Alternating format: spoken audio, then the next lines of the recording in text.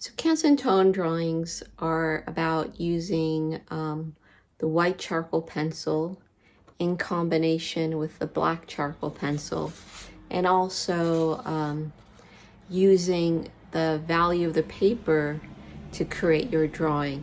So anywhere where the value of the value is darker than the value of the paper, you'll use black. Anything that's lighter than the value of the paper and it's in the light mass, so it has to be both, lighter than the value of the paper and in the light mass, that's when you can use white. And you're going to use the value of the paper as a transition tone. Now these are just two small little studies done on the Canson paper.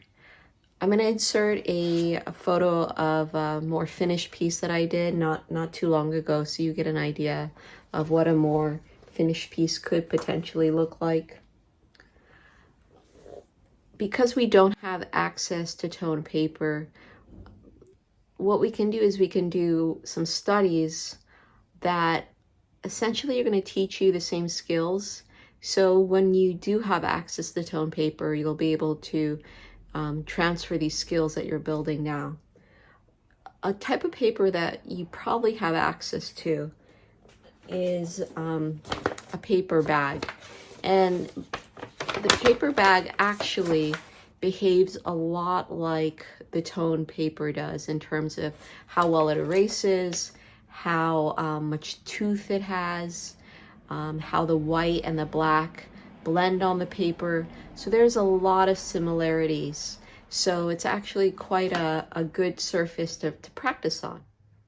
So I want to talk to you a little bit about drawing on this tone paper. You can use a 2B pencil to do your line drawing. What you'll notice is it's kind of hard to see. But if this is the only pencil you have, by all means, go ahead and use your 2B pencil. If you did purchase, it was on the recommended list, but if you did purchase a Nero pencil, this is also a really good pencil to use just because it stands out. You can see it a lot more. The Nero pencil I use it for many things, but the Nero pencil is great to have in your toolbox because it's matte graphite. So it's going to have all the control that you would typically get from a graphite pencil, but it's super matte, which means it's going to look a little bit more like charcoal. So if we think about our friend, the sphere, I'm just going to use my masking tape, my artist tape, to draw a circle here. If we think about our friend, the sphere,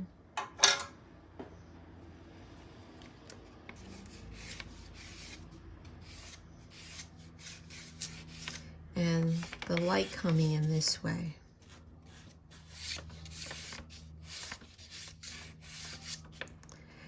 we have our light mass and shadow mass. Now, specifically, I want us to make believe that this sphere is white.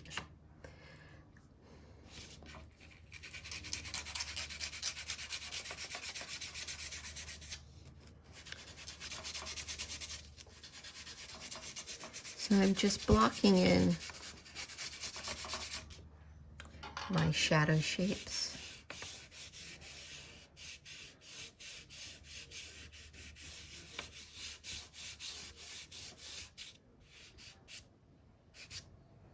And I'm going to think about where my darkest dark is.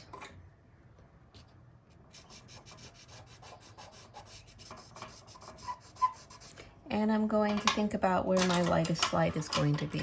And for us, that's going to be our highlight.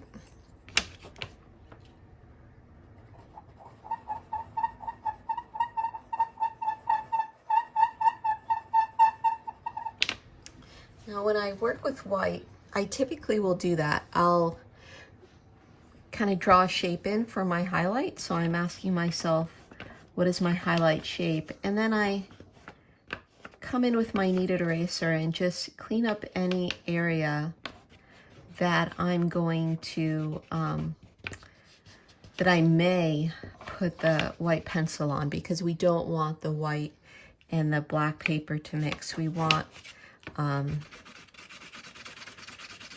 value of the paper to be the transitional tone. It's always a good idea to vary your mark making. This helps you blend away your marks. It's a little dark there. Maybe I didn't erase that well enough. Now, with a white object, typically the transition between white pencil and shadow mass, this transition is going to be the value of the paper. Sometimes that's called dark light. It's in the light mass, but dark light.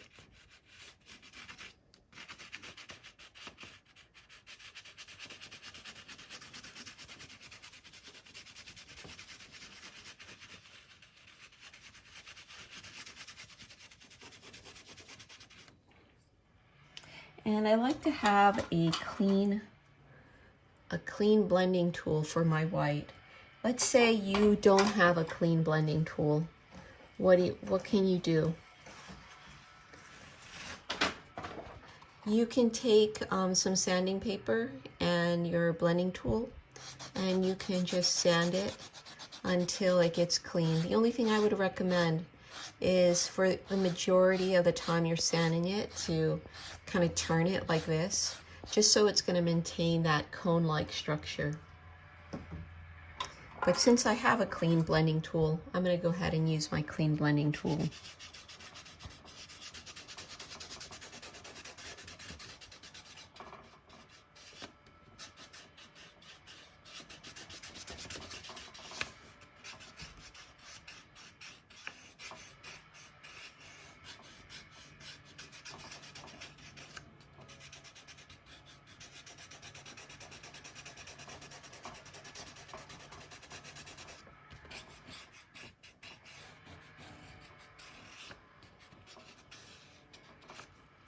We never ever want to allow the lightest light to be right at the edge of the form.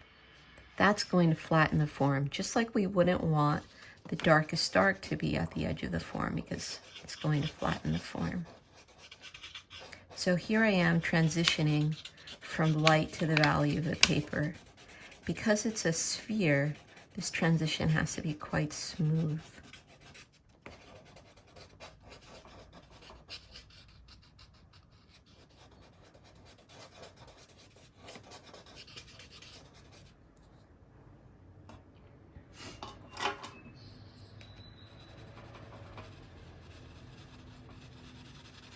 I'm putting another layer down for the white. You may have noticed that the white kind of lost a little bit of its power. So I'm coming back in and just layering it. Not everywhere, but I'm gradually going to build my light.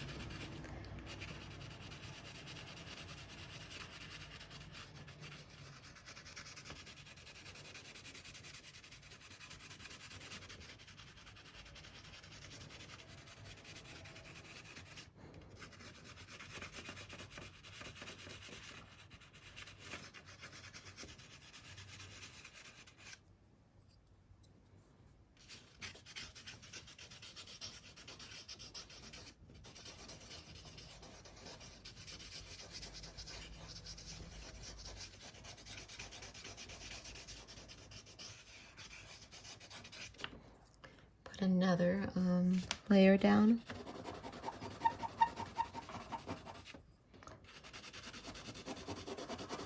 This time a little bit heavier and a little bit more concentrated around the highlight.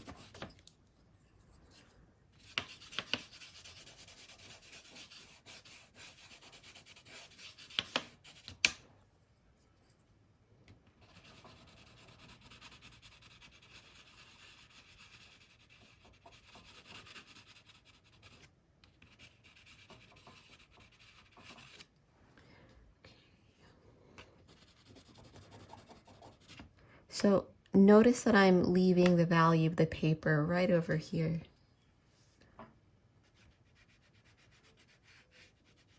So the white transitions to the value of the paper. And then it's going to start to get darker. I'm going to develop my core shadow with my black pencil.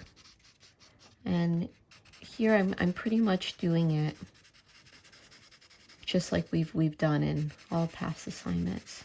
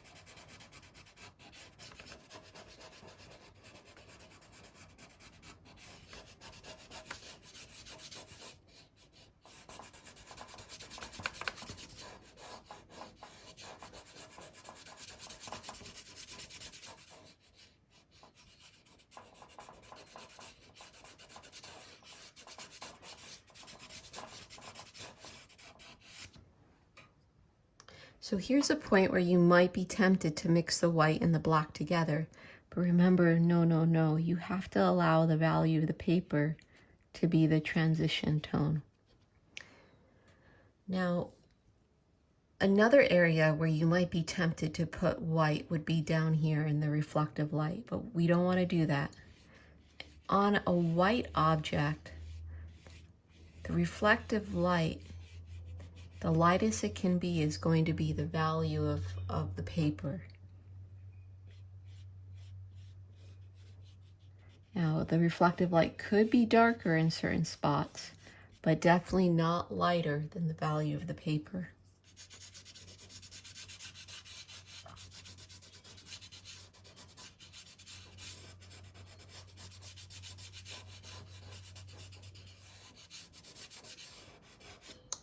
So I'm not going to bring this to a finish, but I just want to point out to you some key things, or I'm going to repeat them. Only use white in the light mass to represent values that are lighter than the value of the paper. We never use white in the shadow mass.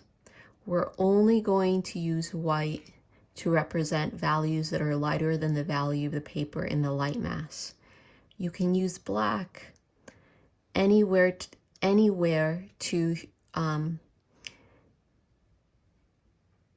build values that are darker than the value of the paper.